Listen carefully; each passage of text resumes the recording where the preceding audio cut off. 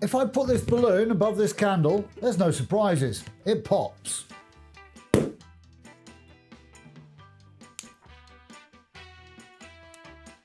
However, if I put this balloon above the candle, it doesn't pop. This one's got water in it. You may have seen this demonstration before. Why does it work though? And will it eventually pop before the candle burns out? And will I get wet? Well, stick around and we'll look at the science behind that and find the answer to that question. Let's take a look at the demonstration again. Party balloons tend to be made of a substance like rubber, latex or neoprene. It's got a melting temperature of around about 180 to 200 degrees C. That's 350 to 400 degrees Fahrenheit, more or less. The balloon is also quite thin, so there's not a lot of material there. As we inflate it, it stretches and gets thinner still. Therefore, it doesn't take very much heat energy to raise the temperature to the point where it gets weak and the balloon bursts. So why is it different when we put some water in the balloon? The key to this experiment lies in the properties of water and how it behaves when exposed to heat. Water has a high specific heat capacity, which means it can absorb an awful lot of heat energy without a very big increase in temperature. This property helps protect the balloon from bursting. So when the flame heats the water inside the balloon, the water absorbs a lot of that heat energy. The balloon itself, the temperature doesn't rise enough for the rubber to weaken and for it to pop. I've seen on the internet and on some YouTube channels that the reason the balloon doesn't pop is that water is a good conductor of heat. That is not true. I can show you that with quite a simple demonstration. Here I have a boiling tube with some water in it and a lump of ice. I'm going to put the ice in the water and I'm going to push it down to the bottom using this piece of metal gauze to make it sink. There we go. And what I'm now going to do is boil the water. The boiling water here is 100 degrees. The frozen water here is 0 degrees, very cold to the touch. Water between it is a good insulator. The main method of heat transfer through water is not conduction, it's convection. That's where hot fluids rise. Specific heat capacity refers to the amount of energy required to raise the temperature of something by a certain amount. Have you ever noticed that the cheese on top of the pizza stays hotter for longer than the dough? That's because the cheese has a higher specific heat capacity than the dough. Water's high specific heat capacity means that it takes a lot more energy to raise the temperature of water than it does other substances, for example the rubber of the balloon. For those interested in numbers, it takes around 4,200 joules to raise the temperature of 1 kilogram of water by 1 degree C.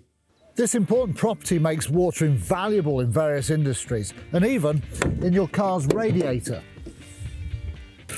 Water flows through the engine, absorbing heat energy from the combustion process.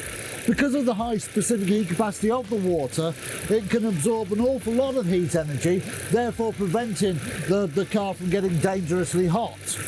That hot water then circulates through the radiator, which is at the front of the car, underneath all this plastic in a modern car. There it gives off its heat energy to the surroundings, and there's a fan here to help with that process.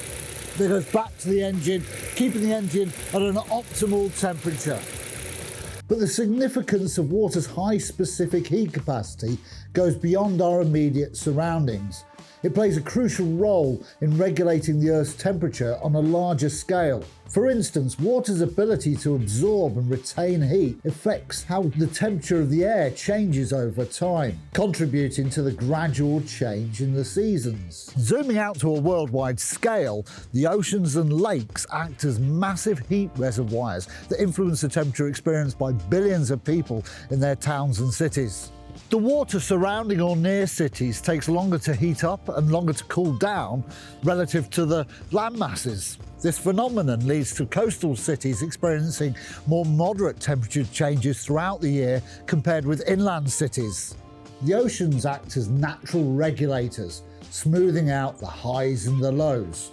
This is one of the reasons why states on the coast and in central United States can exhibit stark differences in temperature patterns. For example, a Midwest state such as Nebraska may experience colder winters and hotter summers than a coastal state like Oregon, which benefits from the moderating influence of the nearby Pacific Ocean. Here in Britain, we also experience more moderate winters than continental countries at the same latitude. That's mostly because we're surrounded by water. Now back to the big question. Will this balloon outlast this candle? I've cut this candle so it will burn for about an hour. I'll stick it on my head, the balloon above it, and we'll see if I get wet. So I like to dress for an occasion, and let's face it, the last thing you want to see is me in swimming trunks. Ugh. I thought the DJ would add a bit of jeopardy. Right, the candle is mounted on a piece of cardboard so it doesn't burn my hair. Here we go, I'm going to light that. Oh, I will light that. And I'll... And that'll balance on top of my head. Yeah, the cardboard's there so I don't set fire to my hair. Please, I beg you. And then I'll suspend the balloon above that.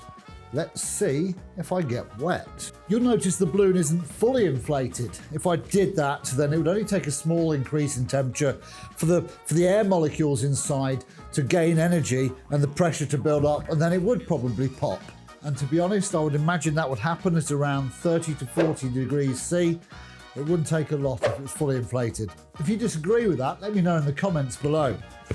So anyway, it's not fully inflated. It's not going to pop because of the pressure inside. The candle flame is around 1,000 degrees as an approximation. And at that temperature, it wouldn't take very long to pop the balloon without the water in it. Water boils well below the melting point of rubber.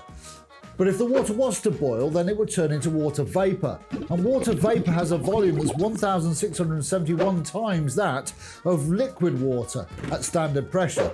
And that means the pressure would build up very quickly and it would pop and get me wet. I don't expect the water to boil, and if the balloon pops, it will do so at a temperature well below the boiling point of water. Right, so it's time to get on with it.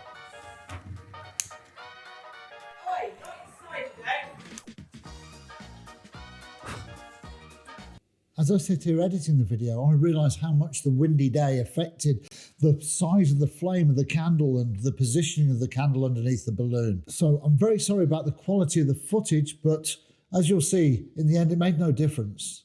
Producing a power of about 50 watts means that the candle is supplying around about 50 joules of energy per second to the balloon. At that rate, it will take about 2.5 minutes to heat the water by 10 degrees. I can actually feel it getting hot. That sounds about right. Another thing to consider is the fact that as the temperature of the balloon increases, then the temperature gradient between the balloon and the water and the outside atmosphere is going to increase, meaning it will start to lose heat itself at a quicker rate. That kind of reassures me that there's a chance it could reach some sort of equilibrium.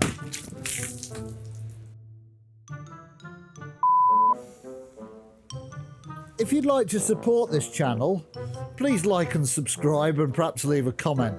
I think the candle would have burnt all the way down without popping the balloon, even out of this wind. Thank you.